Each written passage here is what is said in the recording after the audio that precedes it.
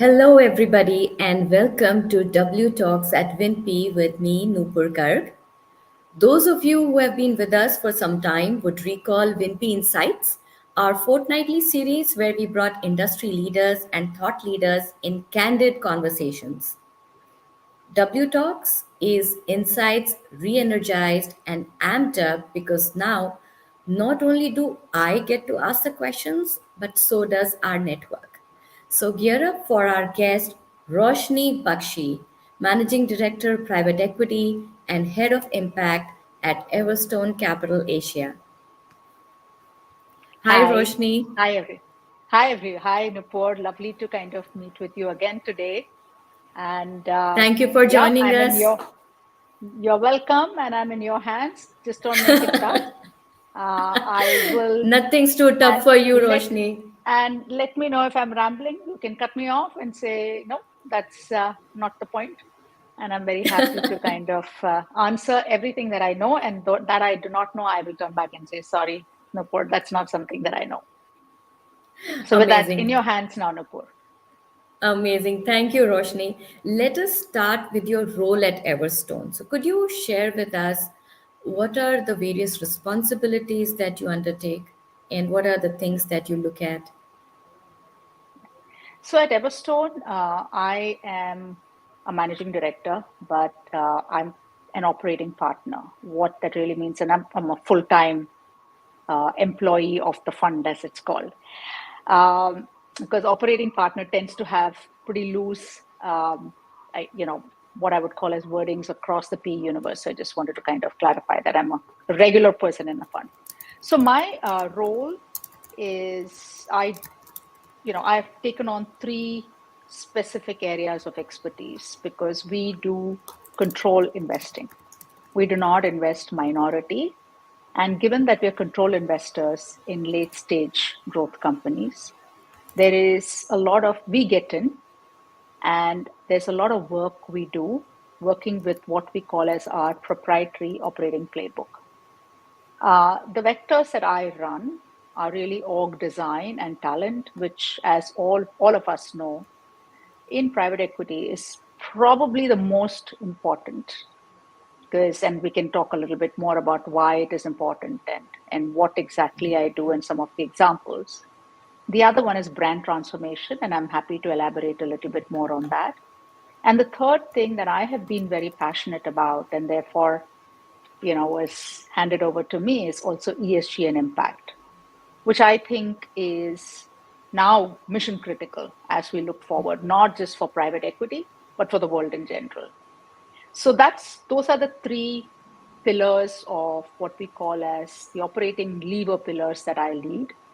Apart from that, depending on what sector, what kind of company we invest in, I may get in and do specific areas of go to market or anything else that is required. So in substance, that's what I do.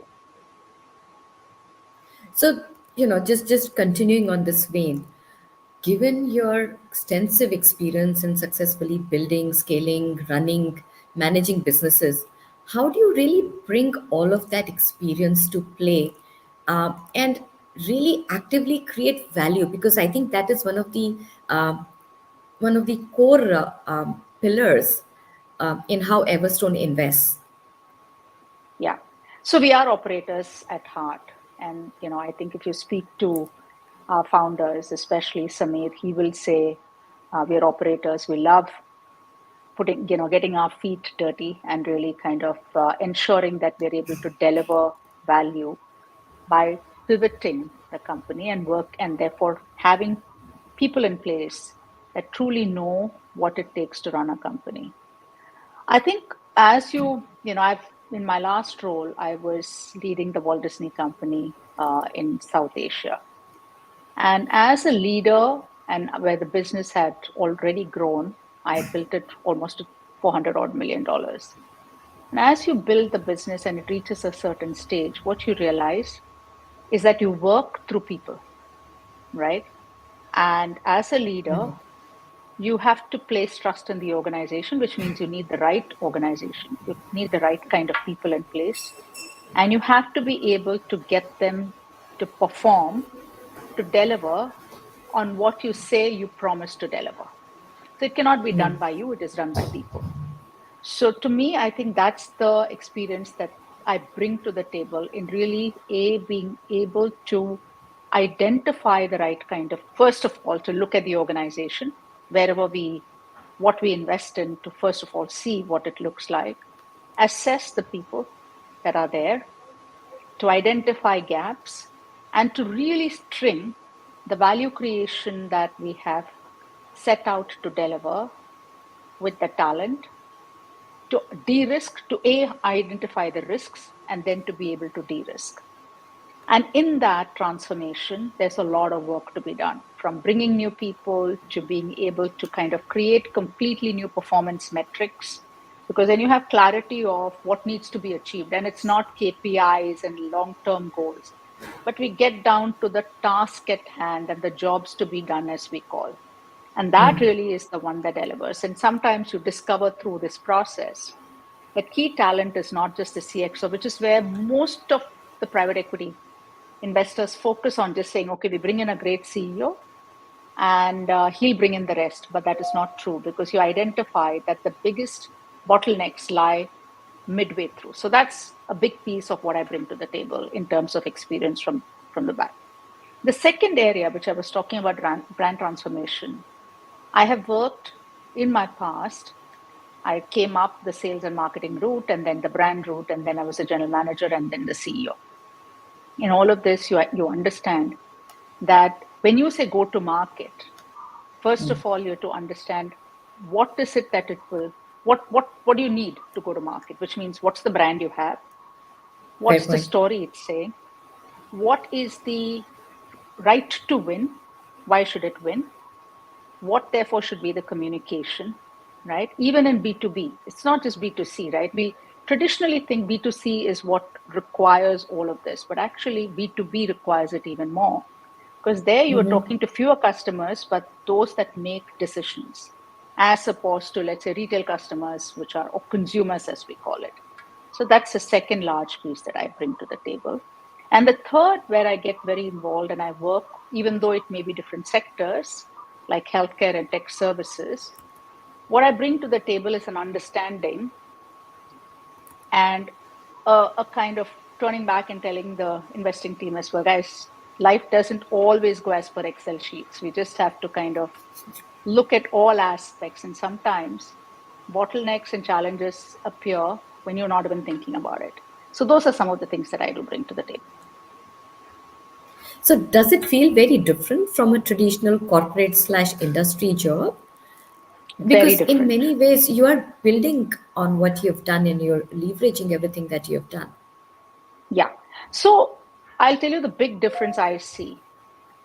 In an operating role in a company, you're in it every day, every hour. You know every minute detail. And you're very deeply operational. But then what does happen is that sometimes you're running on a treadmill and you're delivering, but you don't have time to step back. But while you do that, you're also thinking very long term, right? When you step back, which means that companies normally would invest, you'd think long term, you'd go a little slower, you'll pull back. You have time to do that. Here, the big difference is, first of all, you don't fully own the company, right? You're not running the company. You put in place management. You have to trust them to run the company and run the operating plan through them, which means that even though I may be sitting in, working with them during the portfolio reviews, and I meet, let's say I'm talking to founders or to the management almost every day, I'm not inside the business. The business has to be done by them. That's a huge difference, right? You have a ring fence view. Sometimes you get in, but most of the time it's a ring fence view. So that's one big difference. The second big difference is that unlike a traditional business, here, when you invest, you have a 4-year window. Every month counts. So we literally say 48 months to exit. And any delay in a month literally would mean delay by 6 months, and therefore an IRR, an MOIC, and everything that gets impacted. So sometimes you have to race as opposed to, I'm a runner. So let me just use running terms. In a marathon, a traditional company is a marathon. You run and there is an end, but there is time and you plan very well. This is like a series of 100-meter races. So that's the difference. Amazing. Thank you. So, you know, it sounds supremely interesting. So I'm sure there are many parts that you enjoy. But if you had to pick, what aspect of your work brings you the most satisfaction? And, are there any specific challenges that you're currently tackling? Challenges come in every day. Literally, when you think you put the right people in place, you will discover that either that one guy has decided that he's going to leave, or what you thought, despite all the assessment and all the planning that you had, is not performing. Or in one case, for example, we've had a company that we invested in, which now, and then we invested and acquired another 5 or 6 companies. So it's become much larger. We brought on board a really good CEO, but and now we had to change a lot at the CXO level, brought on board a full new CXO team. But how do you get them all to work together? Because they've all come in with very different cultures. So and therefore, what do you do to bring them, make them work together, but more importantly, for them to trust each other, to deliver their best, to understand each other's personalities, and to be able to go beyond that, and then turn into an effective team. So that is a very important, let's say, one of the challenges that I recently faced. And therefore, we've done a lot of work around how do you pull that team together, and we've been able to do that. And I think that's and create a really effective top team. So it's been very successful. And that gives to me, a lot of satisfaction when I know now that next year's budget and the budget after that, the team is now fully on board. They know exactly what to do. They're willing to call each other out, where earlier they were not. There were decisions delayed because each one was trying to understand the other one, where today they're just turning back and saying, okay, fine, let's do it in a particular way. So I think that gives me a lot of satisfaction when I also understand back, talk back to the management, and they say, hey, this was fantastic what we did. And we are today using a lot of what you told us and how we worked through. So that's one. The second area that gives me a lot of satisfaction is in ESG and impact. And I'll tell you a little bit about it. And that's not because I'm a flag bearer for women in PE all the time, but women in portfolio companies as well. And I think using the hat that I do of ESG impact, I have actually been able to push to get a lot more women in our portfolio companies. Nice. And I'll talk a little bit later about that. And that gives me a lot of satisfaction because few things I've seen wherever we try and get more women to the table, they're very diligent. And that is not to say that men are not diligent, but I think there is an extra sense of, what I would call as responsibility. The second piece is that once they come on board, they easily don't quit. So you don't have women quitting overnight. They don't go away for another pay and 10% increase, but they look at a role much more holistically and say, okay, this is satisfying everything else, I'm happy to do it. So I think that gives me a lot of satisfaction. There's still a lot of work to be done, but we're doing it. Thank you. Roshni, can I just pick up on something you'd said about hiring people, bringing them together, finding that chemistry and then setting them on the path? Um, you know, there is a lot of focus on governance today. And for many reasons, some justified, some not, some right, some not.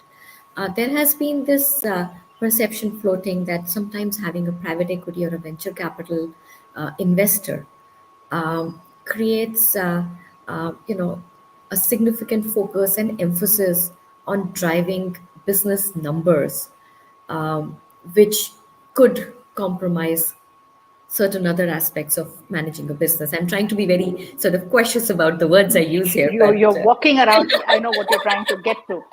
Yes. I'm willing to. So, let me go. We are live, right? We are public, so I want to be very careful. Yeah. But so how do you at Everstone deal with that? Yeah. So a few things let me tell you. First and foremost, when we started off as Everstone, literally I think 2008, I think the one thing that we put in place was business will be done ethically. There will be we will not short circuit, nor will we do anything that goes against governance, right? And that has been our foundation from day one, 2011, way before IFC and anyone else came in and invested, and there were smaller investors. We actually would delay as opposed to speed. If we felt that there was any question, even the most minute question on any governance related aspect, anything else that we felt was gray, and we started doing things like forensic way before. So yes, that made some of our investments get delayed in terms of even diligence, but we did it. And that's become our bedrock. But that apart, I mean, speed versus, I think actual doing the right way. Today, if you look at most, and let me now talk about the private equity universe. We talk about private equity. Most of the funds have LPs like IFC, LGT, and others who are on the cap table. No one can ever take a risk with the fundamentals of governance. When we say ESG, G stands for governance, right? And FCPA training, for example, at Everstone is given to us every 6 months. Every other form of, let's say, training to identify anything that could be seen as wrong is, we go through a series of training. And that's not because we've not been trained. I've been trained by now. I've done FCPA probably 25 times. Why it doesn't matter. But it's a constant refresh.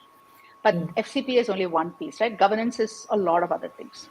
We put in place committees. So even in the smallest private company that we would invest in, there is a POSH committee. We have the CSR committee. We put in place all the committees. We have a proper board. We bring in independent directors. I'll give you an example. So in one of the companies that we've invested in, we actually saw that there are women workers, but there was no creche facility.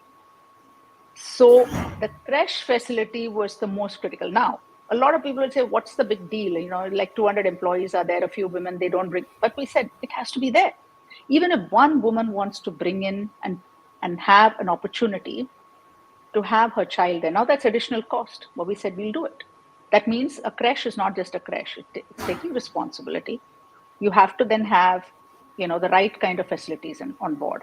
The second was a doctor facility on site because it's a factory site. And we said we must have a 24/7, 2 nurses. Now, all of that is additional cost, right? We will not compromise. Third are things like minimum wages. And these are things that I know a lot of companies would skip it. But when we diligence, the first thing we look at is these aspects. We diligence we do a very deep diligence. And then we do what's called as our CPs and CSS. CPs are those that we will ensure when it goes to the risk committee for final investment approvals, the CPs have to be already completed. Otherwise, it will not go through investment where ESG is concerned. The CSS are those that we put in 6 months. And for me, I lead that literally every 10 days we look at it to make sure whatever needs to be done has to be done. Now, the deal team is completely supportive. They have nothing to say or do in this. And the founder or the deal team or anyone cannot turn back and say, sorry, but this is additional cost. Absolutely not. We'll try and minimize the cost and be cost efficient, but there is nothing called you cannot do it. So for us, there's zero compromise, Nupur. And I believe, in all fairness, that all the private equity universe has changed.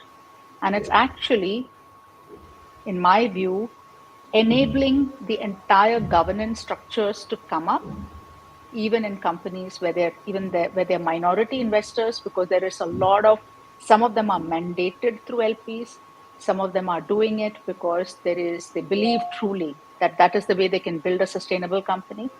And I do know that a lot of funds are now beginning to also invest time and effort behind the entire ESG piece, not just G, but E and S as well, which is more difficult. Does it answer your question? Rosh, it does.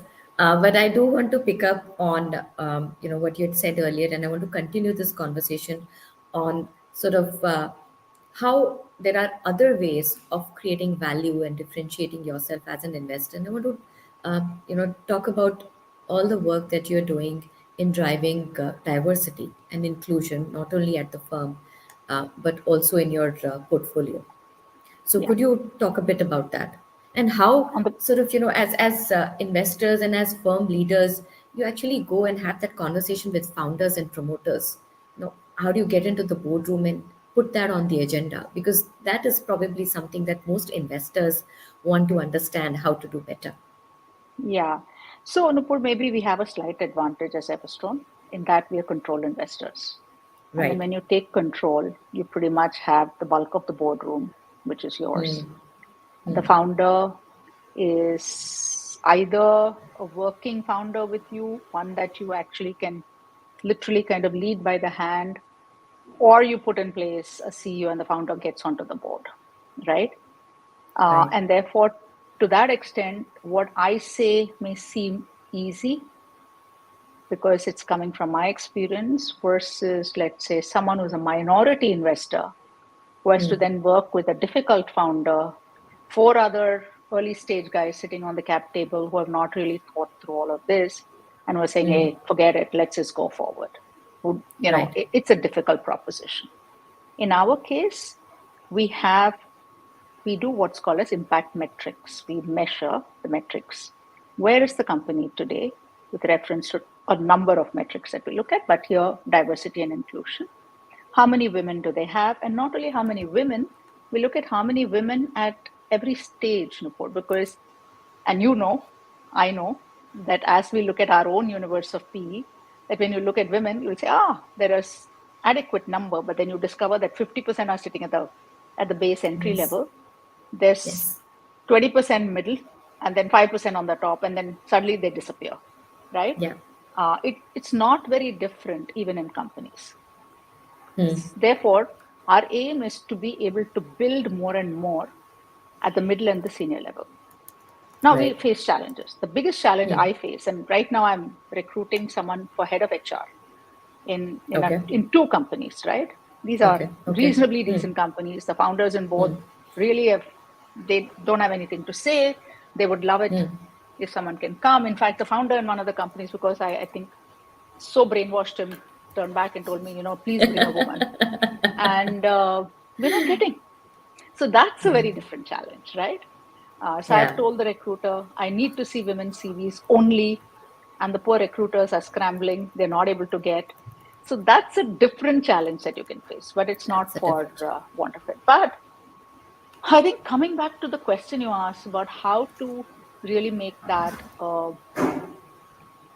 topic and to be able to convince the other board members, especially if you're a minority investor, I think it's a lot about being able to build a relationship with the rest, to be able to really present where I think, and that's where people like you can be very useful, to present where companies that have actually had a reasonable number of women employees have over a period of time performed better and there is enough data now that proves it, right? It's about being able to present data. It's about being able to bring the right, or at least kind of have the right talent shortlisted and presented. And many times Yeah. the woman is as good as a man, if not sometimes better, depending upon the kind of role. And then being able to convince. So it's a bit more challenging, easier for us. I mean, in all fairness. I agree. I agree. I think it's also for minority investors. It's probably also saying that these are the 5 or 6 or 10 things that I need the founder to do, and how do I prioritize these Yeah. things in my conversations? And absolutely, I mean, as operator I was investors, talking Yeah, I was talking to yeah, someone recently who's a founder of a pretty large PE, and and they do minority investment. And this person was telling me that my biggest problem is working sometimes with difficult founders and being able to get the right management in place. Forget about what man or woman at that ooh, stage. It's just to whoa, be able to get the right people, right?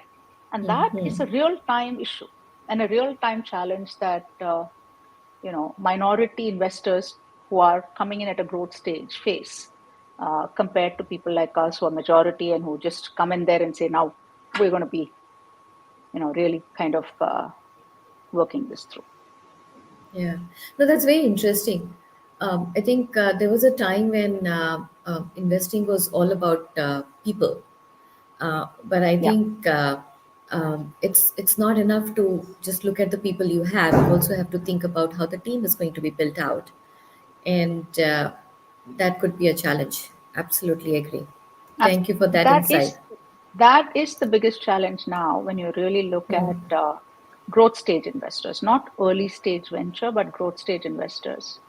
It's about how do you bring the right people, how do you get them embedded in those organizations when you're a minority investor, and how do you ensure their performance and that they don't run away because they're frustrated and they're not, and True. what you've promised is not something that they're getting. Yeah, yeah. People are able to get jobs outside, so it's about us being able to also work very closely with the management that we put in. Agreed. So, changing tracks slightly, Roshni, um, when we sort of look at where the industry is going, and you with Everstone have a broader perspective, not just India, you're also looking at Southeast Asia. And if you look at where the industry is going, what are some of the changes that you think could be happening, some trends that are coming up? What would you like to share with our audience today? Yeah, so I'll tell you, I mean, this is very broad. And, Hmm. I'm sure everyone has a point of view. This is my point of view, and it's my personal Yes. point of view. So, Southeast Asia is a different animal from India. So, let me just tell you, India is much more complex. But also, what I have seen in the last 8.5 years is that the universe of investing has changed. Where Right. earlier in 2008 and 9, I'm sure that when you said private equity, a lot of the founder families would start running away and saying, we don't want any external investors. Today, there are lots that are actually actively courting investors. I was just reading this morning in the morning context about how the hospital, how investing in hospitals has become a gold mine for private equity. And the reason for it is that there are lots of founders who are today saying, maybe worthwhile having private equity take this on because I don't have succession. It's so difficult for me to carry this on. I don't have kids who will manage this well, and or there's competition coming in, and therefore upgrading everything. So I think India is changing rapidly. Number one. Number two, I think where India is concerned, the whole China plus one is going to be a big benefit, which will actually add more and more value for India. So India is complex. India is today, I think the way I see it is that it's much more mature as an invest as a PEVC ecosystem as opposed to what it was, Nupur, and you would know it even better, even 10 years ago when you were deeply embedded into IFC, trying to kind of really look at the right kind of GPs to invest in, versus today where you see the kind of numbers that have come up, good quality talent that has moved into PE, VC, into the various kind of firms that are there, including the AIFs that are doing extremely well now in India, which is all domestic for domestic. And I think the biggest change has been the way our public markets are, the opportunity for IPOs to happen, the big bulge guys that have come in who are now looking at India, and of course the Indian consumer's own ability. All of this is not possible without the Indian consumer, kind Yeah. of building up to have that kind of disposable income today, that companies can grow from 500 crores to 1,000 crores to 3,000 crores. Who would have thought? I know Mama Earth has not done too well post IPO, but who would have thought, right, that the Yes. company can be Yes. publicly listed and whatever, right? Yeah. Yeah. So I think India has changed. Now, coming to Southeast Asia, that's a very complicated bunch of different countries. In that, Indonesia is probably the most um, largest in terms of population, right? And therefore also the ecosystem. It's all of these countries are behind India, way behind. If I was to just put a broad brush. So in Indonesia, there's still a lot of opportunity for early stage, Growth stage, minority. Mm-hmm. Control, nothing, right? Because it's still fewer families, founder led, still a lot of questions, and then there's valuation issues. I think they're coming up the curve, and it's going to take time. Philippines is still controlled by 4 5 families, still a lot of opportunity for very new age companies to come up. So they are in a very different ecosystem. So to me, Yeah. I see the biggest opportunity today in India. I think it's a fantastic market, and we've been very lucky. And I hope that next year will again be stable and take us forward. But the other markets, I think in the next 4 to 5 years, we'll start seeing some changes, especially in places like Indonesia coming through. Thank you for Does that, that answer your Roshni. question? It does, because it provides so much more understanding of what's going on in these different markets and how they stack up, and how, as investors, you're looking at how things could be changing for you, not only in the micro context, but also in the larger context. Yeah, and I think in places like Southeast Asia, I think the biggest challenge, Nupur, is still exit. India now, when you invest, earlier India is to be seen as a difficult place, and I'm sure you as an LP said, how are you going to exit when you start Oh, yeah. investing?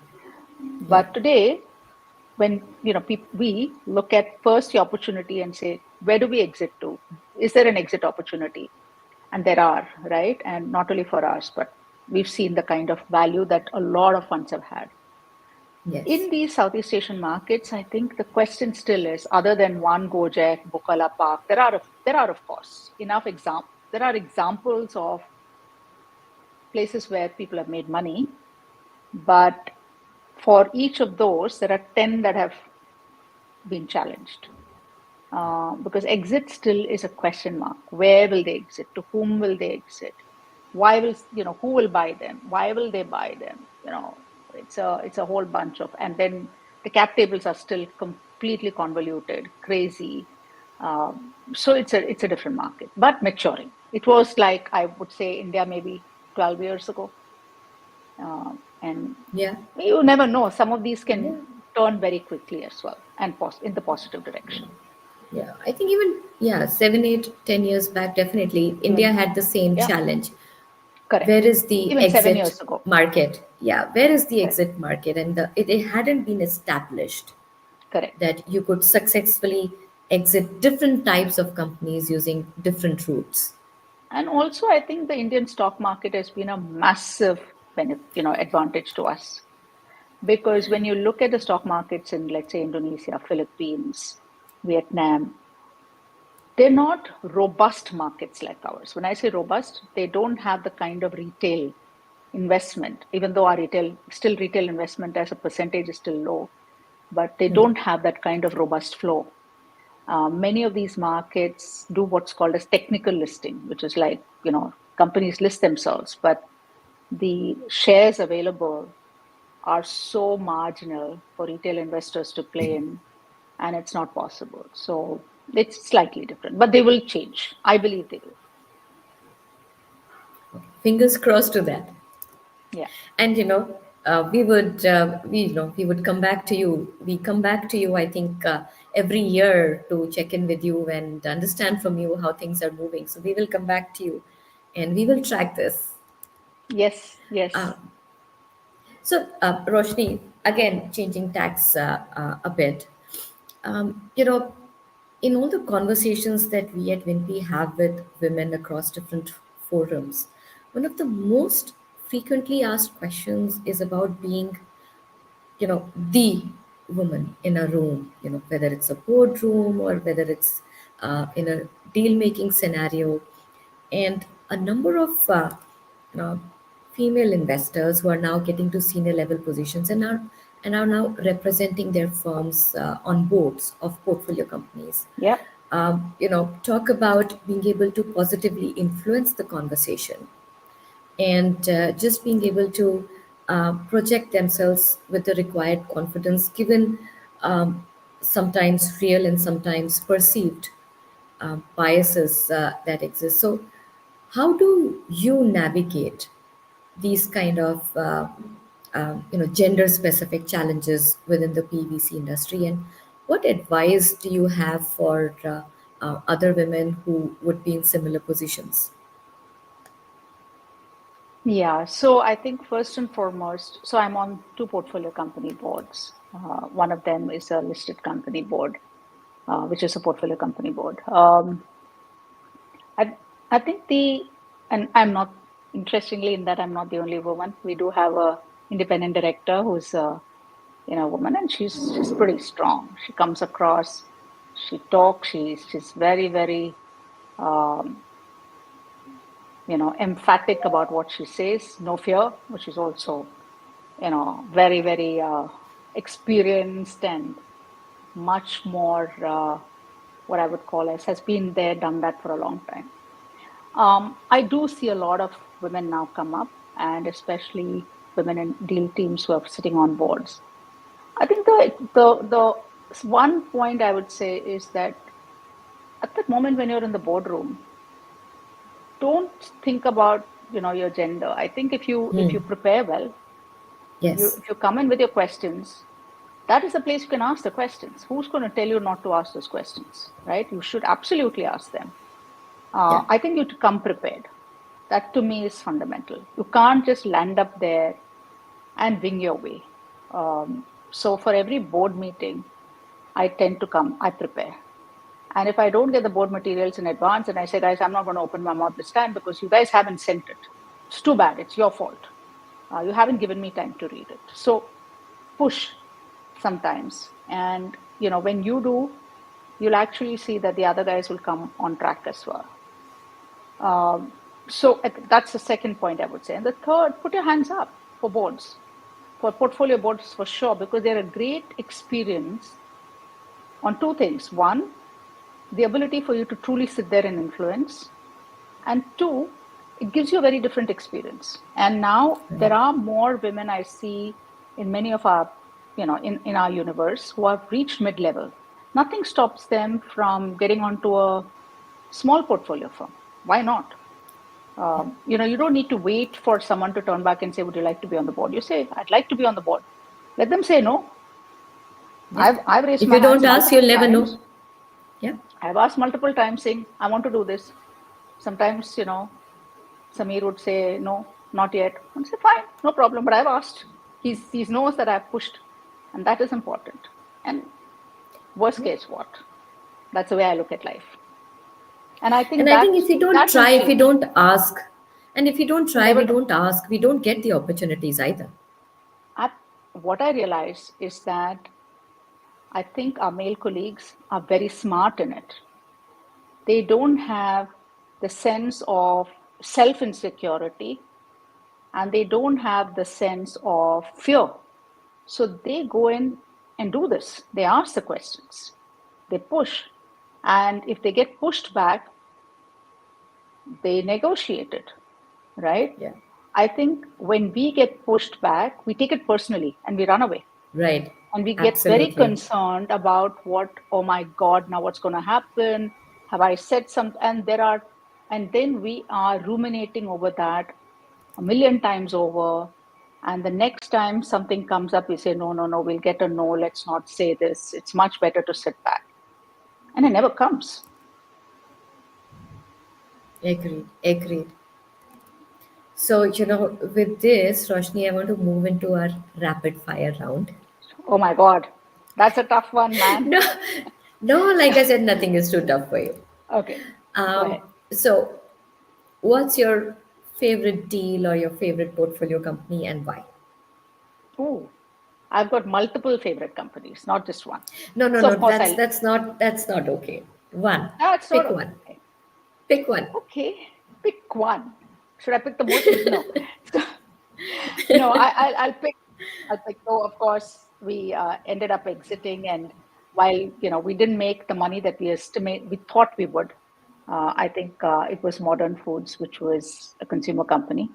It was my favorite because we literally, carved it out of Unilever, put together everything. So literally, there was nothing in place other than a few factories. We made a full unified company, put processes, put systems, put the go to market strategy, put the management team in place, put all standards of governance, cleaned up IR. I mean, whatever you think you have to do, we did. And therefore, a global company that had looked at this asset when Unilever was trying to sell it off in 2013, but ran away when they saw all these issues, actually came knocking on the door saying, guys, we'd like to now talk. And even though it was COVID time, it was a full virtual exit, but we exited it because they said, what you've done with it is amazing. We saw this in 2013 and only you guys could have done it. I don't know, no one else could have done it. And that gave me great joy because I was very deeply involved in it, in almost everything. Right. So I remember hearing about it. It was like a business that was really not front and center. It wasn't really core, nothing. uh, and really underperforming in that sense. And how just bringing it out and recharging it. I remember the rebranding. Yes. I remember the early ads. So we did. I mean, I've even forgotten half the things I did. Every aspect that we had to touch, we had to. We didn't have a choice. We actually took it on. But of course, when we acquired it, we said worst case scenario, we will still make 1x just by the assets we've acquired. But in the end, we ended up making really a company out of it, which was the most critical, and value from that business. Amazing, so that's my favorite. Amazing. But then I have favorites every day, depending on what I work on. I do work on 2 or 3 multiple portfolio companies at a point in time, and each one is special because each one I actually work on a particular vector or an area of value creation, some more than one area at a point in time. And then when I see that change happen, it gives me a lot of satisfaction because I think since we are operators, I'm able to actually make the change happen and then see the value of the change. Sometimes things don't go well, and then we quickly make changes again. Okay. So next one is, what advice would you offer to young investors? Women or overall? Should we do both? Up to separately? You. No, Let's I do think both separately because I've been pushing this ahead. conversation since yesterday to figure out if it really has to be different for women. I don't think it should be different for women. That's what I'm saying. Yes. So all I would say, therefore, is, learn, be extremely detail-oriented and rigorous. I've seen that. And I see some of our younger associates and young VPs who are rigorous, who really keep moving up the ladder, who are willing to put in all the hard work and learn, and who get into the company and know everything and are not afraid. I think they are the people who succeed. And to me, I think those are very critical. And stay the course.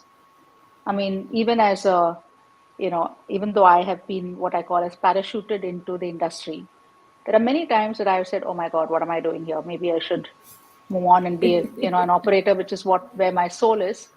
But then stay the course, because the longer you stay the course, the more this seeps into you and you understand it so much more. And you're able to deliver. And whatever you do, to me, and I think the other big piece I would say is that in investing, especially if you're working in a team, try to put aside egos, because I truly believe that investing teams, operating teams, whatever you call, or whether you say associates, VP, MD, I mean, these are all terms, that's all good. I think it's a very flat structure, unlike traditional companies, which are hierarchical. And in this flat structure, while of course you should respect each other for what they bring to the table, there is no need to get hierarchical and wait for someone to tell you. So as a young investor, the other thing I would advise is sometimes the younger ones know the best because they know it so deeply, and therefore be open to talking about it and giving your point of view.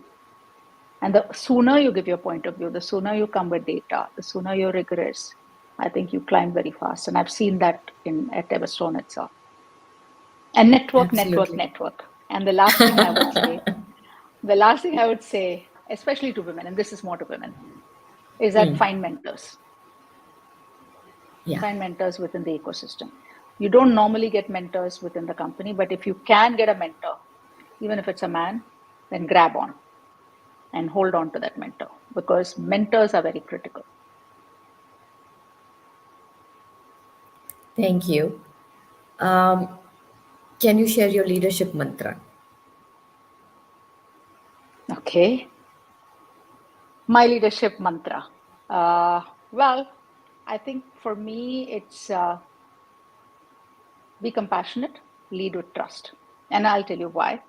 Because at the end of the day, this business is all about trust and having the right compassion. And I say compassion because there is a reason for it. And you asked a question about, private equity is all about making money, getting sooner. And are there times that you guys ride roughshod, which was one of the questions that you were trying to ask in the governance related one. And I think it is, while there is speed and while what I said is true that we have only 48 months, and sometimes we do tend to push extremely hard where the management is concerned and the founders, but also have the compassion. Understand that they are your team at the end of the day. And while you may not be the CEO and you've put a CEO in place, it's important to get the trust and to know that they're trying to do the best. And it's therefore you have to step in as much as they have to. So to me, it is lead with trust and be compassionate. Amazing. What's your favorite book? My favorite book of all times that is when I was a kid, was Uncle Tom's Cabin. I don't know if you know the book at all, but this is about anti-slavery. And I read this when I was 8 years old, and I remember crying for a long time. But right now, I'm reading Chip Wars, which I love that. It's about, the chip wars, what exactly is happening today. I would suggest everyone should, because when you see the whole China, US, Taiwan, now, India getting into it, you realize what a difference that little chip makes, and what's all the issues behind, what's really the political, I think, dramas behind it. But more importantly, on the Taiwan chip maker as well. It's an interesting story. But prior to this, I just finished rereading The Animal Farm, which I love. And I think, sometimes when I read it, I wonder if we're all living in an animal farm. So yeah, not exactly the books that you may have wanted to hear from me, but yes, and I do read a number of books and keep a couple in parallel. No, so there is absolutely. I have no business in sort of saying these are the books anyone should be reading. I love fiction. So I think this is amazing because beyond the usual subscription to HBR publications, there is so much wisdom and so much learning that is available. So thank you for sharing those titles. I remember reading To Kill a Mockingbird. Of course, another favorite of You mine. know, so when you said Uncle Tom's Cabin, I was reminded of this book. And yes, just being so sad about how life was and for a very long time. And I believe it continues to be in many parts of the world. And another one But is Atlas Shrugged, if you remember. oh, I don't yes, know if that was like the Bible in school and college, right? Ayn Rand. Yeah, some amazing books, just books that you would, and then of course PG Wodehouse, which I can go to anytime. and and if all fails, I go to Tintin Oh, yes, and Asterix. I and love the Asterix, of puns in course. Oh Asterix. yes, Yes, oh yes, of yeah, course. But I would suggest that if you haven't read the Chip Wars, read it. will do. It's real. It was written in 2022, and it will kind of give you a much deeper understanding into why India, US, and China are doing what they're doing. Done. And I shall circle back with you once I have Yes, read do it. that. Yes, yes, yes. So my last question here is, Uh-huh. you spoke about the fact that you run. Yep. So what's next on your agenda? I mean, another marathon, a different challenge. What is it? Yeah. So I mean, my family thinks I'm quite mad, but that's okay. Um, I have a marathon this Sunday. Oh, So that's something that I'm getting ready for, which is in Singapore. So it's easy. I just have to wake up at 3:30 in the morning, which I'm kind of saying, okay, on a Sunday morning, because that run starts at 4:30 given Singapore's weather conditions. yeah, So I would, okay. so I just have to make sure that I wake up and go, but I'm looking forward to that. And then I decided I do swim, but I decided I wanted to challenge myself and do something new. So I've started learning this new sport called paddle. Uh, Hmm. it is, I don't know if you've heard of pickleball in the US. Yes. Um, so pickleball came out of the US, paddle came out of Spain.